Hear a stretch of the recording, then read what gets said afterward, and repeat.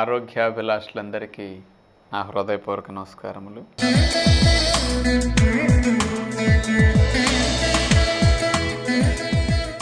ఈరోజు మనం రోగ నిరోధక శక్తి పెరగాలంటే ఏం చేయాలో తెలుసుకోబోతున్నాం. మీరందరికీ ఈ మాట వినేసరికి చాలా ఆసక్తి కలుగుతుంది. అసలు రోగ నిరోధక శక్తి పెరగాలని అందరూ కోరుకుంటారు, కానీ ఏం చేస్తే పెరుగుతుందో సరైన అవగాహన ఉండదు. కొంతమంది మా మందులు వాడండి రోగ నిరోధక శక్తి పెరుగుతుంది అని చెప్పొచ్చు. అది తాత్కాలికంగా కొంత ప్రయోజనాన్ని ఇస్తాయి మందులు. రోగ నిరోధక శక్తిని పెంచుకునే మందులంటే ఏమీ ఉండవండి. పోషక విలువలనిచ్చే మందులు ఉంటాయి అంతే. నిజంగా నేనన్నది కరెక్ట్ అనటానికి మీకు ఒక ఉదాహరణ చెప్తాను. రోగ నిరోధక శక్తిని పెంచే మందులు గనక ఉంటే ముందుగా మందుల కంపెనీల వారు తయారు చేసేవారు వాళ్ళు మింగుతారు ఫస్ట్, తర్వాత డాక్టర్లు, వాళ్ళ ఫ్యామిలీస్, తర్వాత మందుల షాపుల వాళ్ళు. మరి అందరికంటే రోగ నిరోధక శక్తితో ఎక్కువ ఉండాలి. ఒక్క మెడిసిన్ కూడా అలానే ఉండదు ఎక్కడ నేచర్లో. కానీ రోగ నిరోధక శక్తి మందుల ద్వారా రాదు, మంచి అలవాట్లు ద్వారా వస్తుంది. అందుకని మనిషి తన ప్రయత్నం తను మంచిగా చేస్తే వస్తుంది తప్ప ఇక మరో రకంగా ఇది రాదు. రోగ నిరోధక శక్తి మనలో లేకపోతే అది ఎలాంటిది అంటే, మన దేశాన్ని రక్షించడానికి మిలిటరీ వారు ఎంతో హెల్దీగా ఆరోగ్యకరంగా ఉంటూ మంచి ప్రావీణ్యాన్ని పొంది అట్లా దేశానికి రక్షణ కలిగిస్తూ ఉంటారు. మిలిటరీ వారంతా అనారోగ్యకరంగా ఉంటూ ప్రావీణ్యం లేకుండా కాస్త అట్లా ఎప్పటికప్పుడు ఇంతమందిని పోషించడం డబ్బులు దండగాని వీళ్ళందరినీ ఇంటికి పంపించి భోజనాలు పెట్టించేసి ఇంట్లో ఉండకుండా యుద్ధం వచ్చినట్టు పిలుస్తానంటే ఎలా అయిపోతారండి? ఇష్టం వచ్చినట్టు తినేసి ఇంతంత లావు అయిపోయి అనారోగ్యంగా తయారవుతారు. అలాంటప్పుడు ఎప్పుడైనా యుద్ధం వచ్చినట్టు పిలిస్తే చూడండి, సరిగా రక్షించలేరు దేశాన్ని. అందుకని యుద్ధం ఉన్నా లేకపోయినా రోజు మిలిటరీ బలగాలకి ఎక్సర్సైజ్, మంచి ఆహారం, మంచి నిద్ర, మంచి అలవాట్లతో వాళ్ళని ఎప్పుడు ప్రతిరోజు ప్రాక్టీస్ అట్లా ఉంచుకుంటారు. అట్లా ఉండాలి. దేశాన్ని కాపలా కాసే మిలిటరీ దళాలు ఎంత హెల్దీగా ఉండి కాపలా కాస్తుంటాయో, మన లోపల రక్షక దళాలు అంటే మిలిటరీ దళాలు అన్నమాట. అలా ఉండాలి. కానీ మన దేశంలో అలా ఉన్నట్టుగా మన శరీరంలో లేవు. ఈ రోజున మన రక్షక దళాలన్నీ వీక్గా, ఇక సోమరుగా. ఎప్పుడన్నా రోడ్డు మీద ఒక పోలీస్ కానిస్టేబుల్ నుంచి ఉంటారు, ఆటోలో 10 మంది వెళ్తున్నా 5 రూపాయలు ఇటు పెడితే ఎళ్ళు అంటాడు.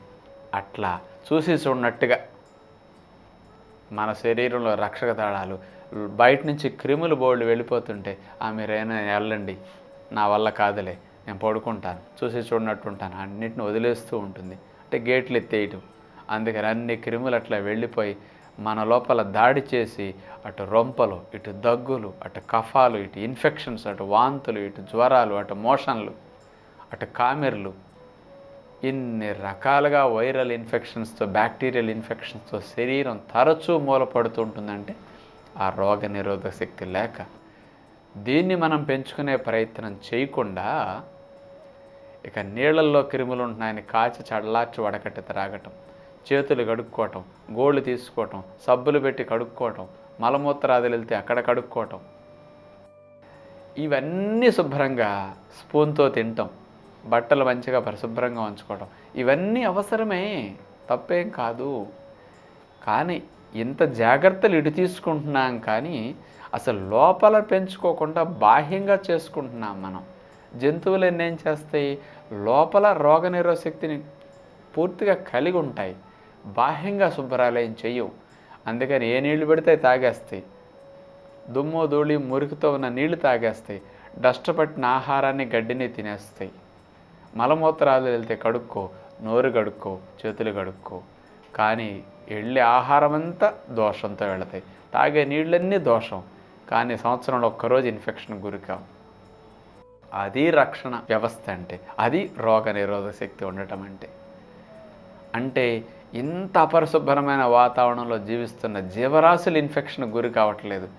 మనం ఎందుకు అవుతున్నామంటే అది లేక. అది పెరగాలి అంటే రోజు మొట్టమొదటిది మంచినీళ్ళు 4-5 లీటర్లు త్రాగండి, 2 సార్లు కంపల్సరీ దొడ్లోకి వెళ్ళండి. ఇది మొట్టమొదటిది. ఎప్పుడైతే శరీరానికి నీరు బాగా అందించామో మంచి వెళ్ళటానికి, చెడు బయటికి రావటానికి అవకాశం ఉంటుంది. మోషన్ బాగా అయిపోతే మన శరీరములో వ్యర్థం అది నిలవ ఉన్నదంటే రకరకాల టాక్సిన్స్ అన్నీ పుడుతుంటాయి లోపల. అందుకని మన లోపలే చెడు పుట్టించుకునే ప్రయత్నం మనం చేయకూడదు. ముందు వాతావరణం పరిశుభ్రంగా ఉండాలి. దాని కొరకు మనం రోజు మంచినీళ్ళు 4-5 లీటర్లు తాగటం, 2 సార్లు దొడ్లోకి వెళ్ళటం చేయాలి. ఇది మొట్టమొదటిది. రెండవ నియమం అన్నిటికంటే బాగా మంచిది ఇది. సాయంకాల పూట భోజనాన్ని 6 గంటల నుంచి 7 గంటల లోపు తినేయండి. కష్టపడి పొలం వెళ్ళే పని చేసుకునేవారు హార్డ్ వర్కర్స్ అయితే అన్నము కూరలు తినేసేయండి అక్కడ. వాళ్ళకి అంతకంటే పళ్ళు కొనుక్కోరు, బాదం పప్పులు కొనుక్కోలేరు కాబట్టి వాళ్ళకి అన్నమే మంచిది. ఆ సమయంలో తినేస్తే మంచిది. ప్రొద్దుపోయి అస్సలు తినొద్దు. ఉద్యోగస్తులకి, వ్యాపారస్తులకి, నీడపట్టున కూర్చునే వారికి ఆ సమయానికి డిన్నర్లో ఓన్లీ ఫ్రూట్స్ తినొచ్చు. ఏ కాలంలో దొరికే పళ్ళు 2-3 జామకాయలు తిని 4 అరటిపళ్ళు తినండి, భోజనం అయిపోతుంది. ఇంకెక్కువ శక్తి కావాలనుకోండి అన్న బాదం, జీడిపప్పులు, పిస్తాలు నానబెట్టుకుని అవి తిని, ఖర్జూరాలు తిని, పళ్ళు తినండి, ఇంకా ఎక్కువ శక్తి వస్తుంది. ఇది డిన్నర్లో ఓన్లీ ఫ్రూట్స్ తీసుకుంటే చాలా మంచిది. మన శరీరములో రక్షణ వ్యవస్థ పెరగాలన్నా, శరీరం శుభ్రంగా లివర్ ఇవన్నిటిని క్లీన్ చేసుకుని మనం రక్షించాలన్నా లివర్కి న్యూట్రిషన్ కావాలి. అందుకని డిన్నర్ ఫ్రూట్స్.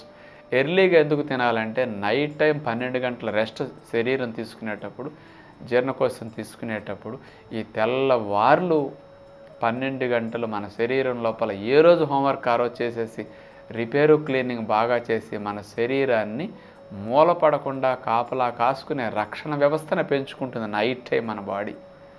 నైట్ టైం మీరు అంత తిని పడుకున్నారనుకోండి, తెల్లవార్లు అరిగించుకునే పని చేస్తుంది తప్ప మిమ్మల్ని క్లీన్ చేసే పని చేయదనమాట, రక్షించే పని చేయదు. అందుకని ఏమి చేసినా చేయకపోయినా 6 గంటల నుంచి 7 గంటల్లో పండ్లు తినేయండి. పడుకునేటప్పుడు ఆకలిస్తే ఒక గ్లాస్ తేనీళ్ళు త్రాగండి, అంతే తప్ప ఏమీ ఆడించొద్దు. ఇక ఇది రెండవది. మూడవది కుదిరితే ఉదయం పూట అల్పాహారములో ఇడ్లీ దోశలు మానేసి మొలకెత్తిన విత్తనాలు పెట్టుకోండి. ఎందుకండి ఈ మొలకలు అంటే రక్షక దళాలంటే కణాలే కదా. మిలిటరీ వారికి ఎలాంటి భోజనం పెడుతున్నారు? టైం ప్రకారం మంచి న్యూట్రిషన్ ఉన్నది క్యాలిక్యులేటెడ్గా ఇస్తుంటారు. వాళ్ళకి బొజ్జ పెరగకూడదు, బలం పెరగాలి. అట్లాగే మన శరీరంలో రోగ నిరోధక శక్తి సంబంధించిన కణాలు బాగా అభివృద్ధి చెందాలి అంటే, అవి హెల్దీగా ఫైట్ చేయాలంటే వాటికి మంచి పౌష్టికాహారం కావాలి. అందుకని చనిపోయిన వాటి ప్లేసులో కొత్త రక్షక కణాలు పుట్టాలి అంటే మంచి ఆహారం, మాంసకృతులు కావాలి.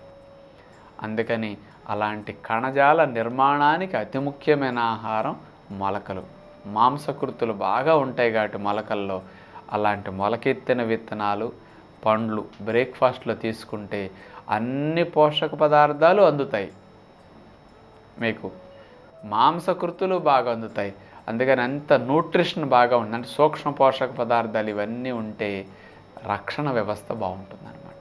అటు మాంసకృతులు, పోషక విలువలు బాగా అందటానికి ఈ మొలకలు మెయిన్ అనమాట. పళ్ళల్లో అన్నీ ఉండవు, కానీ మొలకల్లో అన్నీ ఉంటాయి మాంసకృతులతో సహా. అందుకని ఇది మూడవ ఆహారంగా ఇట్లా మార్చుకోండి. నాలుగవది, మీకు కనుక కుదిరితే షుగర్ వ్యాధి ఉంటే ఇది చేయొద్దు.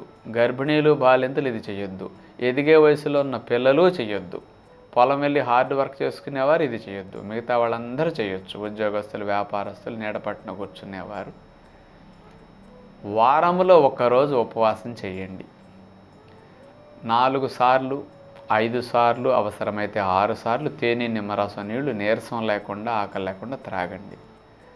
ఒక గ్లాసు నీళ్ళల్లో 4 స్పూన్లు తేనె, ఒక చెక్కన కాయ నిమ్మరసం కలుపు త్రాగేస్తారు.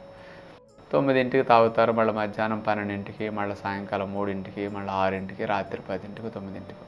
ఇట్లా 5-6 సార్లు తేనీళ్ళు త్రాగి ఇక రోజంతా ఇంకో ఆహారం తినకుండా విశ్రాంతినివ్వండి. ఇట్లా వీక్లీ వన్స్ ఫాస్టింగ్ చేస్తే ఆ 24 గంటలు మన శరీరం లోపల ఉండే వ్యర్థాలన్నిటినీ క్లీన్ చేసుకుని రక్షణ వ్యవస్థకి మంచి ప్రాక్టీస్ అవుతుంది. శరీరంలో ఏ క్రిముల్ని దాడి చేయనివ్వకుండా రక్షించుకోవటం కోసం ఆ క్లీనింగ్లు యాక్టివ్గా చేసి అవి హెల్దీగా అవుతాయి అన్నమాట. మిలిటరీ వారు చూడండి, యుద్ధం ఉన్నా లేకపోయినా రోజు యుద్ధంలో ఎలాంటి విన్యాసాలు చేయాలో, సాధనలు చేయాలో అవన్నీ రోజు చేస్తుంటారు. అందుకని ఫైటింగ్ యాక్టివ్గా అవుతుందన్నమాట మన బాడీలో అట్లా ఫాస్టింగ్ పెడితే. ఈ 4 నియమాలు తప్పనిసరిగా ఆచరించండి. రోగ నిరోధక శక్తికి ఇవి తిరుగులేని విషయాలన్నమాట.